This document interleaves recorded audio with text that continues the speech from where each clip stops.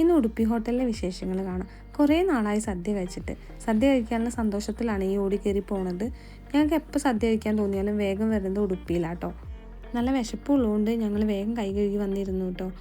സമയം ഏകദേശം 2 മണി ആയിട്ടുണ്ടാവും. സദ്യവട്ടങ്ങൾ ഓരോന്നോരോന്നായി അവർ വിളമ്പി. എല്ലാം കൂടി 12 കറികളുണ്ടായിരുന്നു. പിന്നെ രസവും മോരും വേറെയും, പിന്നെ നല്ല അടിപൊളി ഒരു പായസം ഉണ്ടായിരുന്നു. പായസം ശർക്കരയുടെ ആയിരുന്നു കേട്ടോ. കറികളെല്ലാം നല്ല ടേസ്റ്റ് ആയിരുന്നു. നമ്മൾ വീട്ടിലുണ്ടാക്കുന്ന സദ്യ പോലെ തന്നെ ഉണ്ടായിരുന്നു. അങ്ങനെ സാമ്പാറും മോരും രസവും ഒക്കെ ഒഴിച്ച് ആസ്വദിച്ച് കഴിച്ചു. പൈനാപ്പിൾ പച്ചടി എനിക്ക് ഏറ്റവും ഇഷ്ടമുള്ളതായതുകൊണ്ട് അപ്പുറത്തെ ഇലയിലും കൂടി ഞാൻ എടുത്തു കേട്ടോ. സദ്യയിൽ എനിക്ക് ഏറ്റവും ഇഷ്ടമുള്ള കറികളാണ് അവിയലും പൈനാപ്പിൾ പച്ചടി കേട്ടോ. ചോറും കറികളും കഴിച്ചപ്പോഴേക്കും അത്യാവശ്യം എൻ്റെ വയറ് നിറഞ്ഞു. പിന്നെ പായസം എൻ്റെ ഫേവറേറ്റ് ആയതുകൊണ്ട് അതും കൂടി കുടിക്കണമല്ലോ. അതും കുടിച്ചു. ഇനിയിപ്പോൾ ഒന്ന് ഉറങ്ങണം.